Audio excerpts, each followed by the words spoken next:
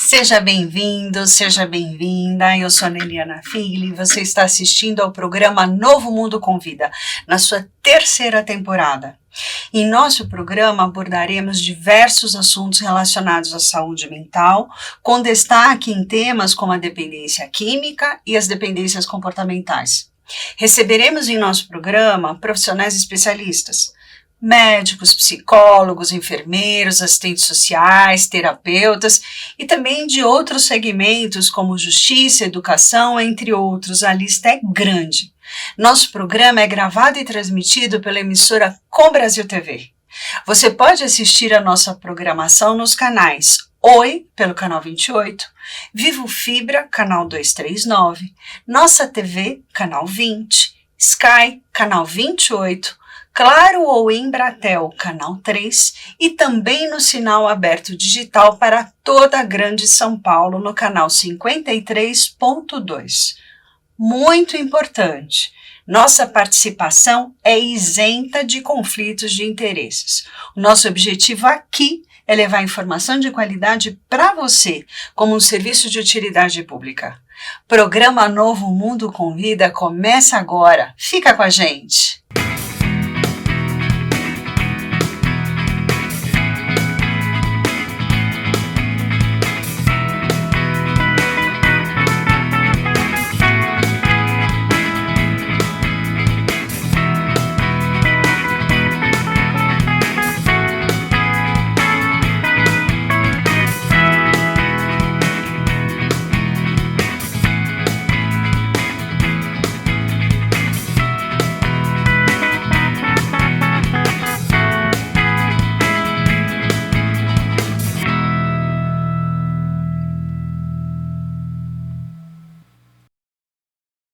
Programa Novo Mundo Convida, que bom ter você aqui.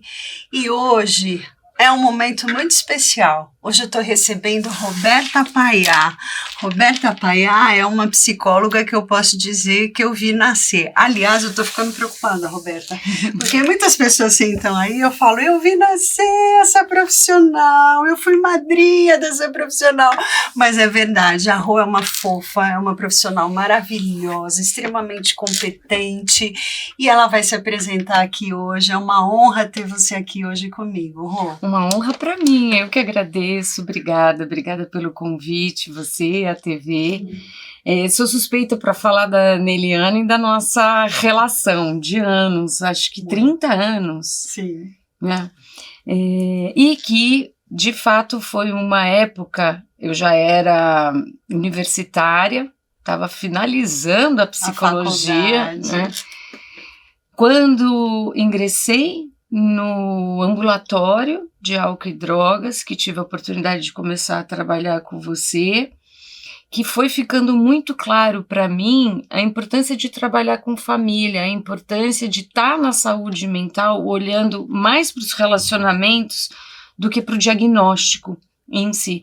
Até porque era um momento em que precisávamos investir em tratamento, em protocolo, num consenso medicamentoso, diagnóstico, e aí as terapias, as intervenções estavam muito embrionárias naquela época. Para o sujeito, né? Mas você sempre olhou para a família. Sempre olhei para a família e acho que foi uma certeza muito clara que depois me deu a oportunidade de buscar a terapia familiar como formação, né? Uma especialidade que eu tenho, e daí uma jornada com a família, e hoje um trabalho muito satisfatório que eu tenho e que eu vejo como um centro de relevância para o convívio, para o dia a dia, para a qualidade de vida da pessoa, que é pensar no relacionamento conjugal. Né?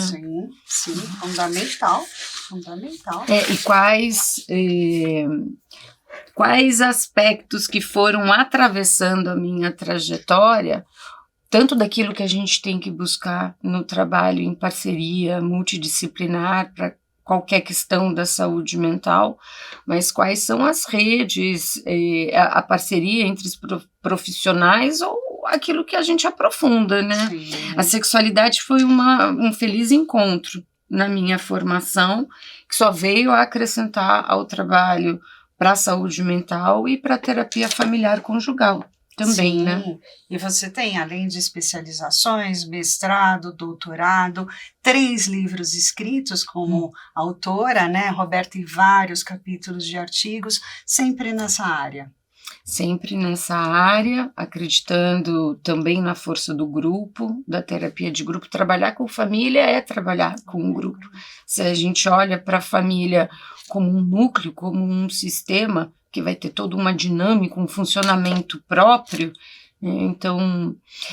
E nós viemos de um momento do tratamento da saúde mental, não só tratamento, para prevenção, né? Sim, quantas trocas a gente tem a fundamental. respeito disso, que a ideia era trazer informação, pesquisa, propagar informação. A Felizmente hoje, psicoeducação, né? felizmente hoje a gente entra num consenso, e o que o profissional precisa saber, o que o casal precisa saber, o que a família precisa saber, né? Eu acho que hoje o nosso diálogo é muito mais para isso, eu digo, geral, Sim. dos profissionais. Foi um baita avanço, né, Roberta, da época que começamos para o momento Sim, atual. muito. E nesse sentido, Roberta, queria que você compartilhasse um pouco o teu saber com aquele que nos assiste, de explicar como você vê a importância da família no tratamento para o uso de substâncias. Depois que saiu de um pensamento individual, mais dominante, mais diagnóstico, num momento que dentro da saúde mental estavam trazendo muito a perspectiva dos relacionamentos, e isso foi sendo consumado, de que a pessoa precisa ser vista dentro do seu grupo de relacionamento, né? De relacionamentos que vão dar um significado, porque você viver numa relação, tanto com a família como uma relação afetiva sexual, te dá pertencimento. Se você constrói laços em que você tem um valor para a pessoa, que existem pessoas que têm uma importância para você, você não só gera pertencimento, como você vai formando a sua identidade. Aquilo que você aprende, seus valores, uma forma de se portar, como que você oferece ajuda, como que você recebe ajuda, como você se comunica. O ponto central, o inicial disso tudo, a gente encontra na família. né? E, inclusive, o que você vai escolher como parceria afetiva, o que você vai reproduzir nas relações futuras e o que você aprende com autoconhecimento ou na trajetória da vida a não repetir. Sim, sim.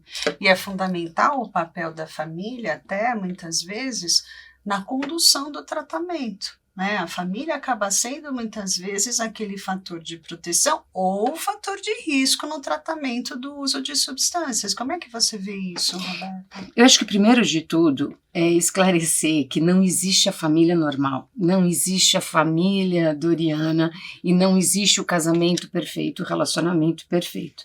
A gente pode pensar que algumas características, alguns pilares de uma convivência social e familiar, estando mais funcionais, podem promover um ambiente mais seguro, de maior proteção. Então, se eu me desenvolvo numa família que existe uma comunicação, ou se eu me desenvolvo numa família que a comunicação é muito negativa, desqualificatória, que não há diálogo, que não há troca, ou uma família em que a pessoa, a criança ou adolescente assistem muitas brigas, muitos conflitos. Se a gente for pensar no TUS, na própria dependência química, isso é conversado, isso é revelado, porque uma coisa que vai acontecendo na comunicação de qualquer relacionamento é mantido um segredo, existe uma desinformação, ou porque também, gente, é muito difícil falar de problema, é muito difícil falar de ferida, de vulnerabilidade. Hoje, felizmente, outras gerações e as famílias buscam se organizar num grau de proximidade, né? Então vai ter total impacto, e essa identidade é como que você vai se apresentar para o mundo. E autoestima, autoconfiança, tomada de decisão são experiências que você desenvolve na família. Num primeiro momento na família. Agora, uma coisa interessante, que para o tratamento, para o acompanhamento, Neiliana, 60% dos adultos engajam no tratamento se eles têm um familiar que representa um valor afetivo, que fazem parte da vida, que é como se estivesse expressando assim, eu me importo com você, né? E o adolescente aumenta a adesão quando tem um familiar para 80%. Nossa, é bem significativo. E que ao longo do tratamento a gente nota que mesmo que o casal, a família, não encontrem uma satisfação de uma abstinência ou de uma mudança total de comportamento, mas se manter em acompanhamento, né, esclarece limites, acordos, estratégias e a questão que volta para o autocuidado. Né? Num casamento, um parceiro, uma parceira podem estar tão envolvidos com um problema que deixam de se cuidar. E a família acontece uma atitude, né, um padrão muito repetitivo que, em nome da gravidade do problema da pessoa que apresenta o TUS, os familiares eles passam a funcionar ao redor disso. Então, inevitavelmente, algumas pessoas podem ser negligenciadas dentro desse sistema, tanto na família como o casal, né? Às vezes o casal está tão misturado, está tão colado, né, naquele problema ou na dinâmica que os filhos podem ser negligenciados. Né? E aí é o que vocês chamam de codependência? Eu particularmente não gosto da palavra codependência, isso é bastante discutido, até porque um dos braços que deu força para as intervenções familiares foi o pensamento da codependência.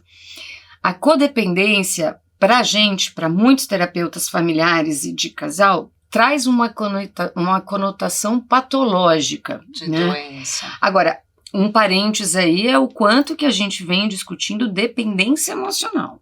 Uma dependência emocional, mas que também precisa ser vista como um comportamento aprendido. Como é que você aprendeu a amar? Como é que você aprendeu a cuidar? Então tem gente que tem muito medo do abandono, tem gente que tem muito medo da rejeição, tem gente que aprendeu a estar com alguém cuidando. E os encontros são complementares. Né? Uma pessoa super desorganizada que encontra com uma pessoa que tem um modelo professor, ali há uma complementariedade. Então, às vezes, não é sobre uma codependência, é sobre um encontro, um encaixe que vai completando a identidade pessoal. Acho muito legal esse conceito que você traz, porque também me incomoda o conceito da codependência, e até quando você fala dessa participação de um familiar, né, como uma fonte de inspiração, motivação, aí você está pautando o lado da saúde, não da doença, né, Roberta, que eu acho que é extremamente importante no seu trabalho também. Sim, a pergunta que eu gosto de fazer essa pergunta para os casais que eu acompanho, é assim: o que na visão de vocês os torna um casal? Como é que vocês sabem que vocês são um casal? E dentro da relação, a gente tem que pensar em pilares. Perfeito. Né? O passo a passo dessa relação. Então, tem a ver com sexualidade, tem a ver com intimidade afetiva, que é um dos pontos mais recorrentes na clínica. E que intimidade afetiva e emocional tem a ver com que você possa ter um ambiente seguro para dizer: tô com medo, não sei se eu dou conta, isso me gera raiva. Então, as pessoas que não aprendem ou que não têm um espaço seguro familiar vão ter muita dificuldade de construírem um espaço de troca da vulnerabilidade. Né? E aí entra o outro pilar da comunicação, projeto de vida. As pessoas são diferentes, elas podem ser complementares, mas elas estão olhando para a mesma direção. Isso é uma outra potencialidade do relacionamento. Que dá perspectiva de futuro, né? Projeto de vida, quais são os próximos passos. Exato, e também eu acho que a gente tem que pensar nas características pessoais, de fato. Quando atravessa um diagnóstico, eu preciso entender sobre a depressão da minha parceria, eu preciso entender sobre o diagnóstico do TUS, sim, é fundamental. Até para haver, né, uma condição de escolha, mas também de estratégia. O que ajuda e o que atrapalha. O familiar ou o parceiro, a parceira que não tem o problema com a substância, eles chegam para a terapia convictos de que o problema não é deles. Uhum. E a terapia conjugal, a terapia familiar vai dizer, o problema não é o problema é o que está acontecendo aqui nessa dinâmica disfuncional. Do grupo, da família. E aí a gente vai abordar muito a questão da comunicação, né, Roberta? Porque como isso é trabalhado, a comunicação é fundamental nesse momento. Não existe nenhum trabalho sem incluir, sem com que a gente olhe para a comunicação como um fator de potência do tratamento, para o conhecimento e para o autoconhecimento. Então, assim, a comunicação, ela precisa ser vista, né? Eu acho que existem alguns gatilhos e a comunicação ela precisa ser vista com aquilo que se repete. O que repete em que você não é ouvido e de que jeito você fala, né? Então, comunicação é treinamento de habilidade. Existem pessoas que se expressam com um certo centramento, existem pessoas que se expressam com muita emoção. O que a gente nota é que na repetição de um comportamento, você enrijece a comunicação, blinda a escuta. Então, pontos bem práticos para a gente pensar. Quando você fala na crítica, né? Então, se você fala na crítica, isso já está querendo dizer que o outro está errado e que você pouco está se vendo. Diferente é a crítica do desabafo. Você pode levar numa relação, porque imaginem, né? A dependência se repete, a recaída, a quebra do acordo, eu estou entendendo que isso foi uma mentira, por que você não falou? Uma coisa é você dizer, você só mente, você é incapaz, não dá para contar com nada. Outra coisa é você poder dizer pelo sentimento, pela emoção, e aí uma coisa bem legal para a gente pensar, todo pedido de ajuda precisa começar no eu, na primeira pessoa. Perfeito. Eu estou triste, eu estou aborrecida, eu estou com medo. Eu sinto que a gente precisa pensar junto sobre essa questão. Isso é um jeito de desfazer a crítica. O ataque é um segundo gatilho bem corrosivo para a comunicação. O ataque é quando alguém te traz um pedido, uma necessidade ou uma observação do que está acontecendo, você automaticamente não escuta e você faz o contra-ataque. Só que você pensa que você está se defendendo, mas na verdade a defesa é um tipo de ataque. Então assim, você esqueceu de passar no mercado. E você que me deixou 3 horas esperando para consulta médica. E aí não tem comunicação, né? Não tem comunicação, é um muro. Então também pensar nisso, identifique se isso também está presente na comunicação, no seu relacionamento. Um quarto ponto é o menosprezo. Né? E a gente começa a ver isso por conta da dependência química, quando a pessoa vai desistindo de se comunicar, de se conectar. Sim. Tem gente que depois de uma briga, de um conflito, precisa de um tempo. Aí vai recuar, né? Eu preciso de um tempo para me organizar. Uma questão de gênero é muito comum, né? Porque o homem tende a se aproximar, às vezes, pela busca do toque, do abraço ou pedindo o sexo.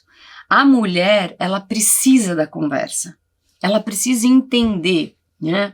Na verdade, ela busca... E aí, assim... Na questão do problema da bebida ou da droga, a pessoa que está acompanhando, ela precisa manter um tipo de esperança. Com o menosprezo, vai havendo um estado de descrença, de desmotivação. E se isso uma falta chega... de ação, né? E se isso chega, cronifica a relação. Por isso que relacionamentos que passam por muitos anos com a presença do álcool ou da substância têm muita dificuldade de tomarem uma decisão, inclusive da separação, porque cronificou. Cronificação da comunicação, principalmente quando o usuário fica absorto no mundo do uso de substâncias e o parceiro, a parceira fica ali, né, como o pinguim de geladeira. Como que você vê isso? É muito difícil tomar uma decisão, porque as relações, elas têm formas, vínculos diferentes. Uma coisa é o casamento estar ligado por conta dos filhos, por conta do trabalho, por conta da família, por conta dos amigos, por conta do dinheiro. Então vai gerando um tipo de vínculo de conveniência. Uma amarra. São elos, não tem certo e errado. Tá. Mas é importante o casal perceber qual que é, depois da primeira pergunta, o que os torna um casal, o que está presente nesse elo. Então, por exemplo, se tem um diagnóstico, o diagnóstico ele pode importar menos se o vínculo da conveniência estiver garantido. Tudo bem, ele está bebendo, ela perdeu a medida disso, de repente eu vou ter que conviver com isso para sempre, mas essa parte aqui do casamento, da nossa vida, está funcionando. Mas isso não entra no menosprezo, Roberta? Não, isso ainda não seria o menosprezo, é um tipo de aceitação. O menosprezo, como um gatilho que prejudica a comunicação, é quando há ausência de interesse. Uma coisa é você dividir e entender o que é um diagnóstico, algo presente, e aí entra a depressão, a ansiedade, a bipolaridade, o TDAH. Né? Para um parceiro que convive com alguém com TDAH, isso também é muito difícil. E se essa pessoa continua fumando muito, usando muito, o TDAH não vai ter um contorno, um limite. Sempre a gente fala na comunicação de pedidos claros, de regras, de combinados, né? Estes combinados eles precisam estar claros.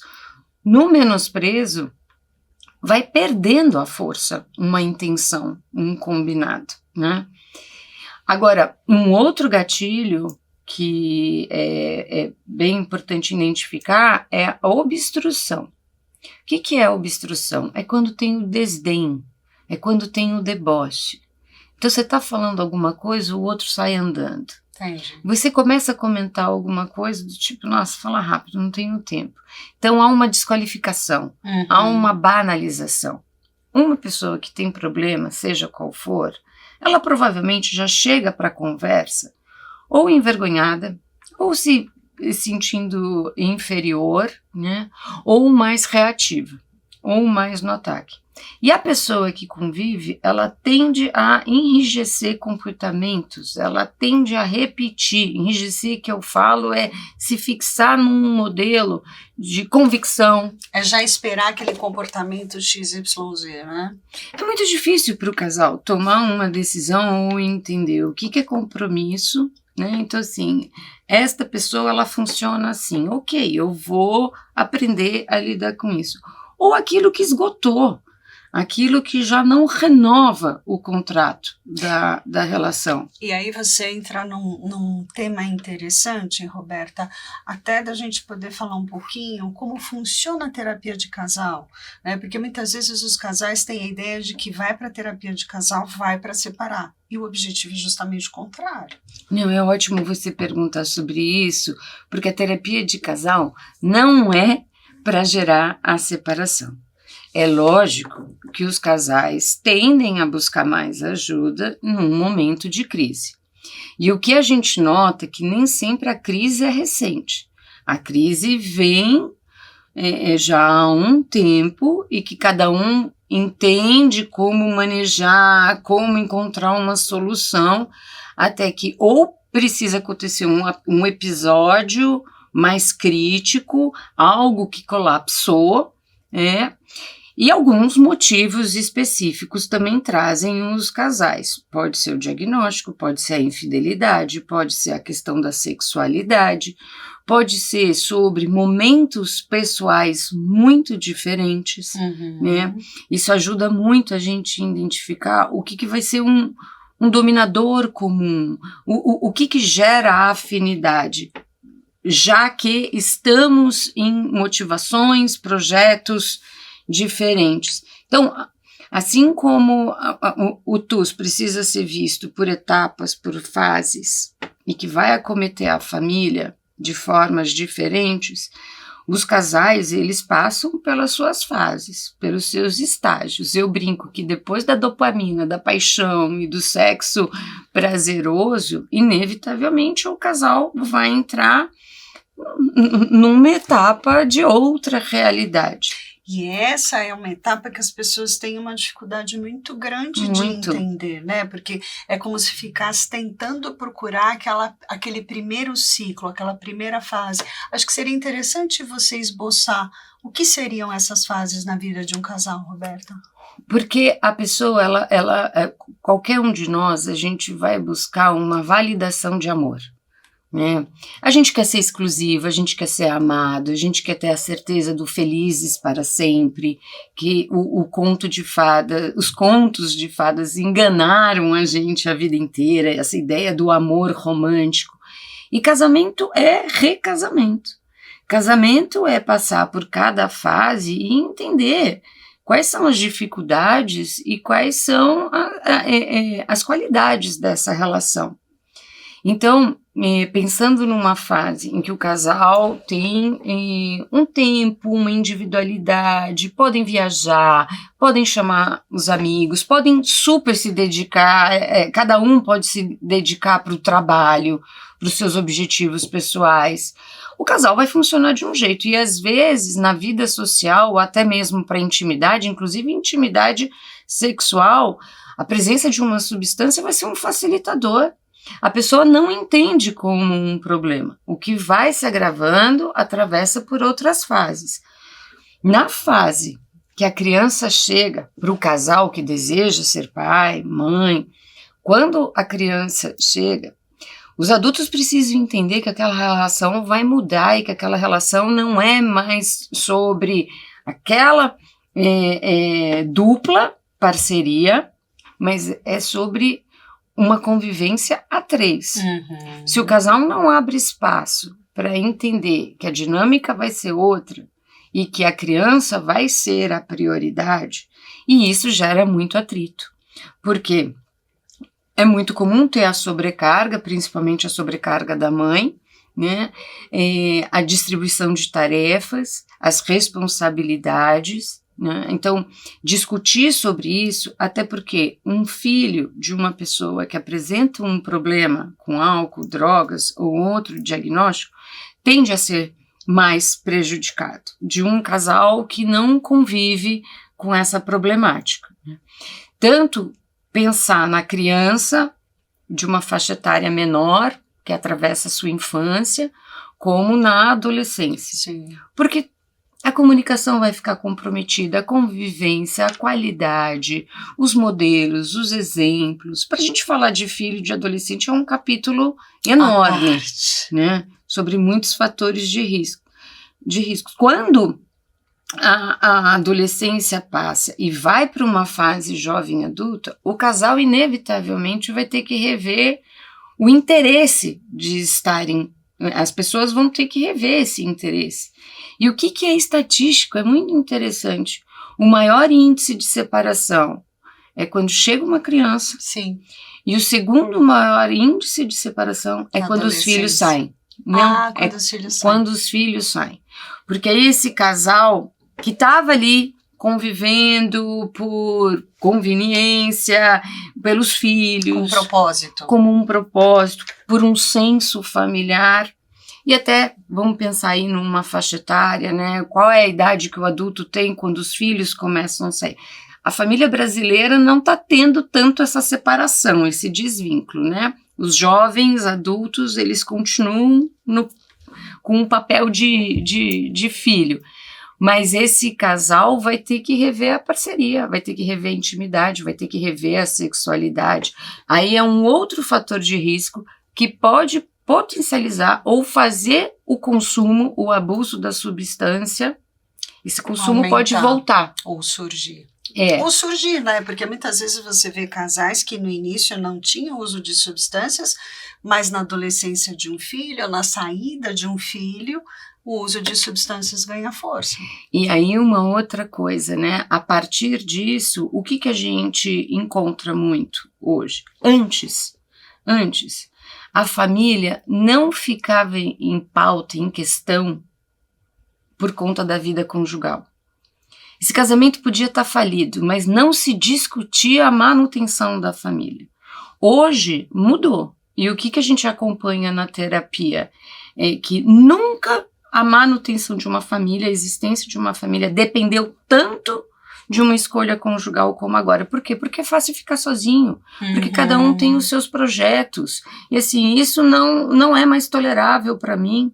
Eu tenho a minha independência financeira, eu preciso menos de você.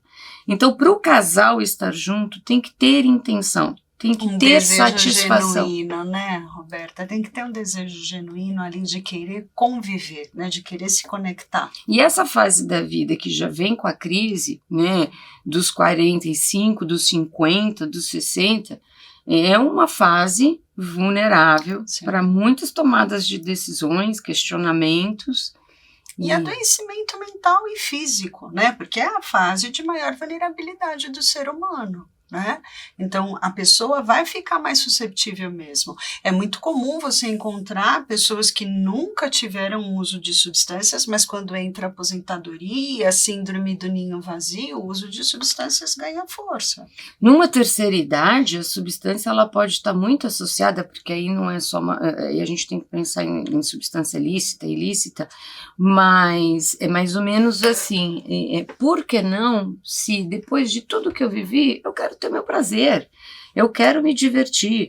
Os aplicativos mudaram as relações de prazer, a convivência, né?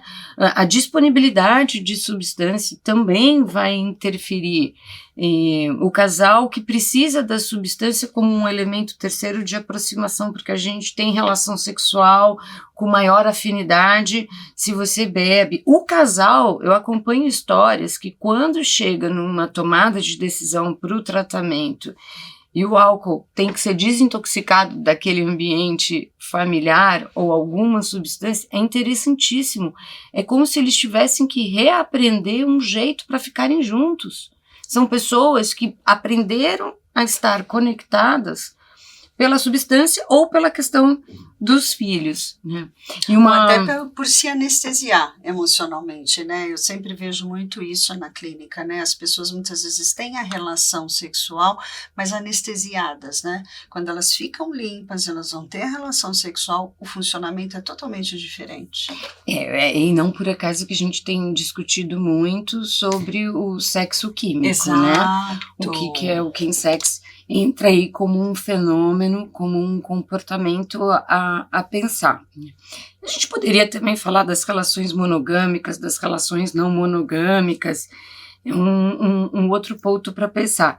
Só que uma coisa que eu acho interessante, né, que satisfação conjugal tem a ver com a intenção de você reconhecer o outro como uma pessoa que não vai ser perfeita. Sim. Como uma pessoa que vai ter as limitações. A gente organiza assim, dentro destes pilares do casamento, quais são os impasses perpétuos e quais são os impasses flexíveis. É nesse foco da flexibilidade, da negociação, que a gente tem que trabalhar. Se uma pessoa identifica que tem um problema e não busca ajuda, isso vai ser muito difícil.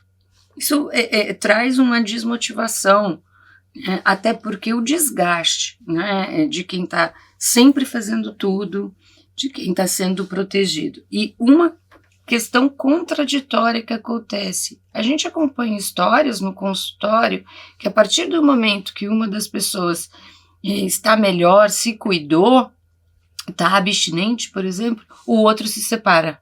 Exato. É como se perdesse o propósito. É como que se perdesse aquele... a função. É a função, eu estava aqui para cuidar, agora você não precisa mais de mim, então agora eu tenho uma certa autorização para sair desse relacionamento. É muito interessante acompanhar isso. Isso acontece muito na clínica. E para completar, a terapia conjugal, ela é um caminho de autoconhecimento. Às vezes, não é aquela queixa central que motivou buscar ajuda que vai ser resolvida. Mas a gente vê resultados na melhora da qualidade, na aproximação, na parceria. Hoje os casais sofrem de falta de tempo, a rotina, o próprio uso, o próprio abuso, o ciclo da abstinência, da ressaca, das discussões vão roubar um tempo de qualidade do casal. Mas o fato é que tempo precisa ser uma pauta da terapia de casal. Então, às vezes, não é o resultado que foi um objetivo desejado para a terapia de casal, mas o quanto que estes outros pilares foram trabalhados, gerando uma maior satisfação. Roberta, falamos muito sobre família, sobre relacionamentos, mas algo que a gente tem visto muito na prática é que o consumo de substâncias entre as mulheres tem aumentado muito. E isso impacta o papel da mulher na relação, na família, no casamento. Como que você vê essa situação? Eu acho que para falar do casamento é só importante incluir relações héteros, relações homoafetivas, e que o fenômeno, o comportamento do alcoolismo feminino está aí em evidência, e a gente inclui isso na clínica como algo frequente e que as mulheres precisam de ajuda. Tem um fenômeno social, cultural relacionado a isso. A mulher está sobrecarregada. Hoje a gente conhece muito mais sobre a transformação do corpo, o climatério, os sintomas, até a própria absorção metabólica, o que vai gerar de diferença mesmo para essa ingestão, a vida social, a vida mais empoderada financeiramente e de se permitir prazeres para sair, para ter o seu momento. Então são vários fatores que geram, né, a necessidade para olhar e para acompanhar, até porque a mulher ela precisa ter um acompanhamento diferenciado, né? A gente acompanha mais o sexo masculino na terapia de casal, na terapia familiar, e quando a mulher precisa de ajuda, vai provocar, infelizmente provoca um déficit, porque se a mulher ela acaba sendo o eixo central da organização da família, numa questão do alcoolismo, do abuso, alguns papéis podem estar comprometidos. E eu não estou dizendo que isso é justo. Eu estou dizendo que isso é fato. Acontece. Então, por exemplo, o filho pode ser negligenciado. E não quer dizer que o pai não possa assumir com responsabilidade, com colaboração, esse papel. Ou a outra parceira, né? Até porque também é interessante, na entrada de um filho, o consumo pode diminuir, tanto em relações héteros como em relações homoafetivas. Mas é um fenômeno bem lembrado para a gente dizer que isso vai impactar no funcionamento da relação conjugal. Principalmente porque é a mulher, na terapia familiar, na terapia de casal, que busca mais ajuda e que tem mais disponibilidade, inclusive no tempo, para ser a cuidadora. Isso cabe à mãe, à irmã, à namorada, à filha, à parceira. Tia, a prima. A tia, né? As mulheres, elas falam mais, elas procuram mais ajuda. Agora, quando é um caso de infidelidade, e se essa infidelidade acontece por parte do homem, ele tem buscado mais a terapia. Ele tem buscado mais a terapia com a tentativa de recuperar o casamento. Com uma tentativa de reparação. De reparação. Então, cada comportamento gera um pedido de ajuda e hoje, desmistificar a terapia de casal é muito importante, Nelly, né? Porque há possibilidades. Sim, a terapia de casal é um caminho para aquele casal, para aquela família resolver aquela situação que é carregada de sofrimento, de angústia, de frustração. E nesse sentido, Roberta, queria te ouvir falar, porque você fez um trabalho muito especial com filhos de dependentes químicos, né? Eu sempre falo que os filhos são as verdadeiras vítimas do uso de substâncias, porque eles não têm o livre-arbítrio entre escolher sim ou não. Muitas vezes eles já nascem numa família em que o uso de substâncias já acontece, seja por parte do pai ou muitas vezes do pai e da mãe. Como que você vê essa realidade? Assim, é um grupo de risco a gente pensar na população filhos de dependentes químicos, né? Eles podem ter de 4 a 6 vezes chances a mais para desenvolverem outros aspectos emocionais e comportamentos mais disfuncionais, vamos dizer assim. Então, a gente teve a oportunidade de trabalhar num serviço de prevenção e com crianças de faixa etárias diferentes e com pais que tinham narrativas, histórias diferentes em relação a um tipo de uso. O que a gente observou? Se um cuidador não está comprometido com um problema, mas o outro parceira está, né, a criança tem menos impacto negativo. Se a substância está presente ao longo da infância, acomete a adolescência, maior, aí é o fator de tempo, maior o impacto. Se é um estágio que esse filho já tem uma identidade, já tem as suas opiniões, o abuso pode impactar menos. Então existe toda uma relação de tempo, de frequência, de intensidade e da qualidade da convivência familiar. Na verdade, a gente até investigou a rede de apoio, né? Sim, esse é um ponto importante, porque muitas vezes o pai e a mãe são dependentes químicos e esse filho, numa tentativa de se proteger, vai atrás de uma família auxiliar, vamos dizer assim.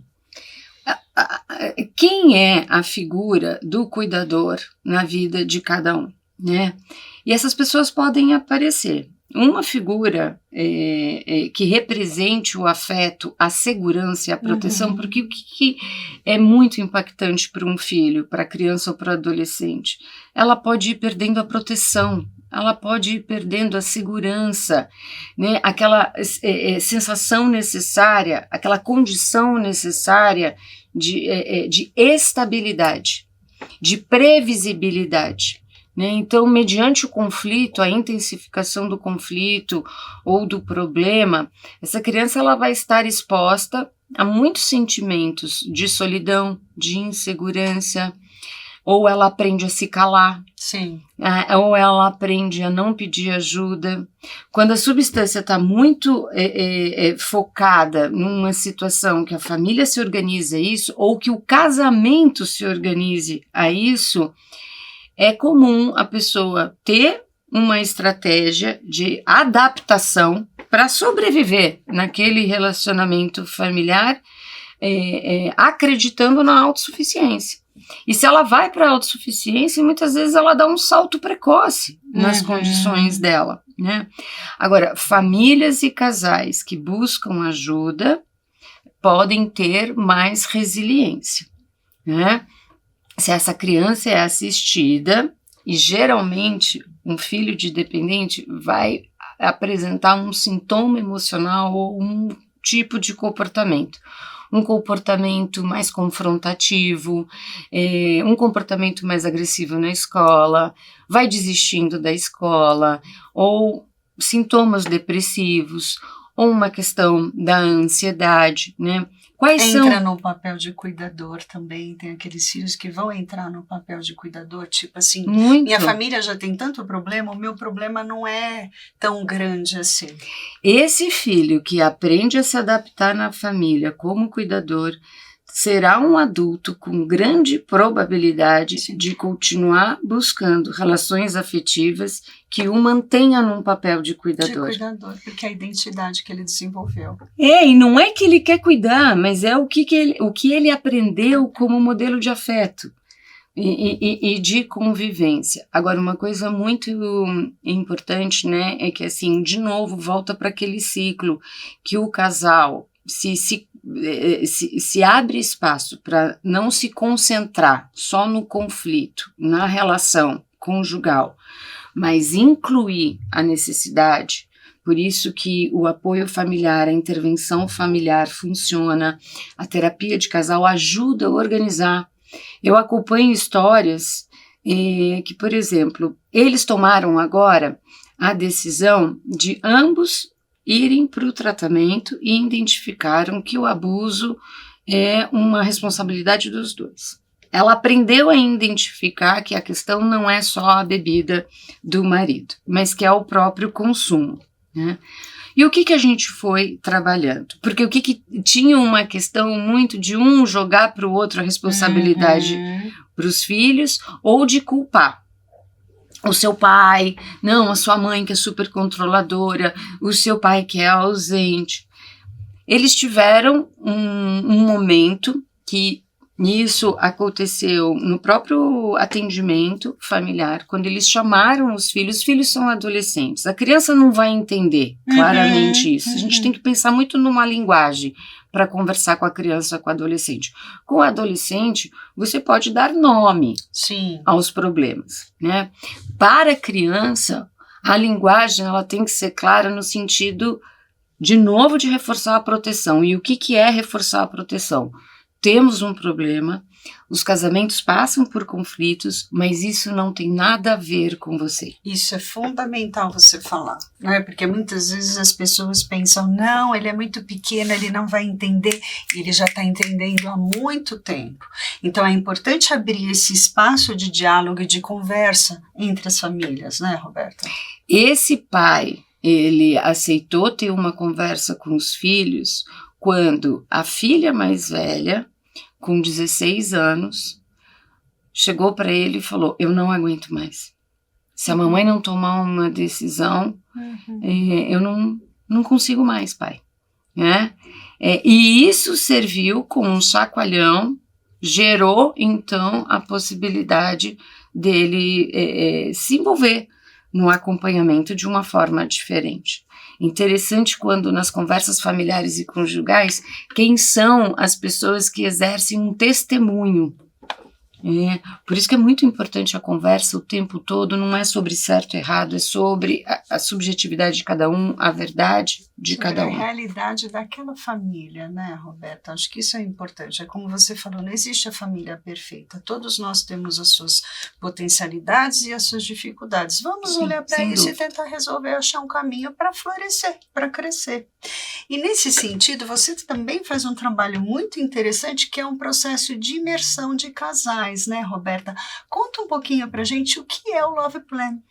A Love Plan é uma imersão para casais, com a curadoria da Cris Marcelos, que foi um feliz encontro em que esse grupo de profissionais, a gente estava se formando em sexualidade, e esse foi um projeto de TCC da Cris, em que ela conseguiu visualizar que um trabalho de imersão com casais poderia gerar um avanço, alavancar, né, uma consciência e uma melhora na relação. E isso foi desenvolvido por nós, pelo grupo, somos psicólogos, psiquiatra e todos terapeutas sexuais, uma imersão estruturada em 4 tripés.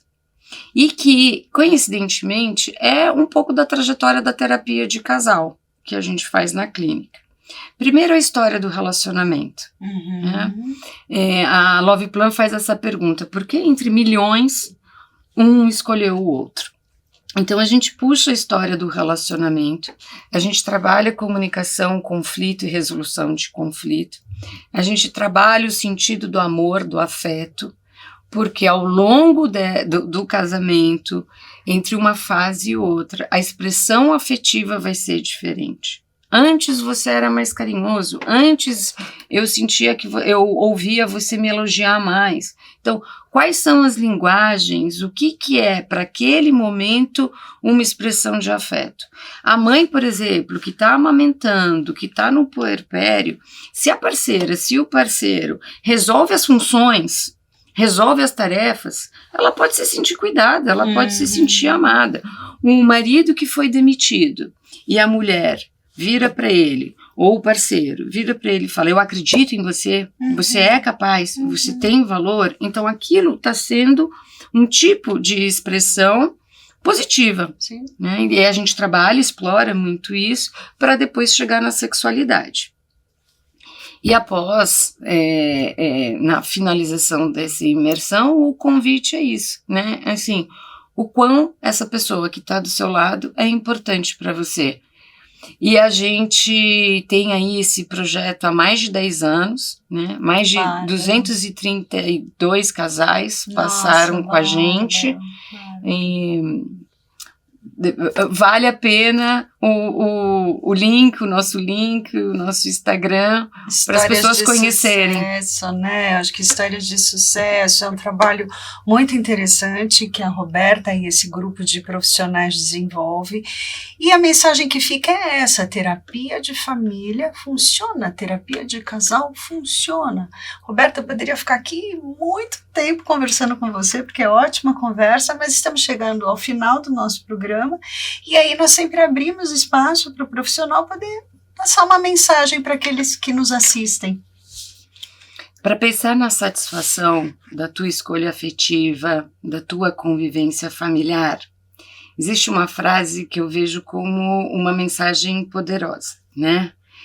Como quebrar padrões sem romper os laços. Então, se a gente precisa da convivência social, da referência afetiva, a gente precisa da família. Uma pessoa hoje, porque existem várias formas da família funcionar, uma pessoa hoje, ela pode escolher estar numa relação ou não, né? Pessoas que estão vivendo bem a sua individualidade, né? Ou que escolhem relacionamentos sexuais, mas não afetivos. E tá tudo certo, e que maravilhoso a gente ter toda essa diversidade. Mas estar num compromisso é muito mais sobre quebrar padrões do que romper os laços. Isso tem a ver com a nossa história de vida. A terapia de casal, a terapia familiar, é uma proposta que traz essas revelações, né? É bastante investigado, a gente tem inúmeras abordagens consistentes, não precisa ser um processo longo. Eu particularmente gosto de trabalhar com começo, meio e fim, né? Porque chega um momento da vida conjugal que é sobre devolver essa responsabilidade para eles, né? E o que eu não vou ter mais do amor romântico ou de um modelo idealizado, né? Então, existe uma consistência teórica, prática, que a pessoa pode acreditar. A terapia familiar, ela tem uma rede de acesso maior do que a terapia de casal. E eu acho prático deixar aqui o site da Abratef. Bacana. A Abratef, a Associação Brasileira de Terapia Familiar, que também atende casais, distribuída pelo país com várias regionais. Essas regionais têm terapeutas de família e de casal registrados, cadastrados. Então você pode buscar um profissional que de fato tenha essa formação. A gente precisa ter uma formação adequada, seja por qual modelo teórico. E dentro dessas regionais existem também as clínicas sociais. Então, por exemplo, aqui em São Paulo, a PTF tem uma clínica social. Um outro núcleo parceiro é o CEAF. O CEAF fica na Zona Oeste, em que os casais se cadastram e vão ser assistidos por terapeutas de casal que, inclusive, ou em formação ou já formados, recebem supervisão. E aí é um acordo, um valor simbólico, ou até mesmo numa clínica social. Abrir a porta para ajuda e desmistificar a ideia de que terapia de casal não é para separar, é para trazer maior satisfação, né? É possível trazer maior satisfação. Roberta, adorei te ter aqui, foi bárbaro. Adorei. Muito bom ter a Roberta aqui passando essas informações extremamente importantes. Foi muito bom ter você aqui com a gente. Programa Novo Mundo Convida encerra, mas tem mais. Fica com a gente que o próximo episódio vai estar imperdível.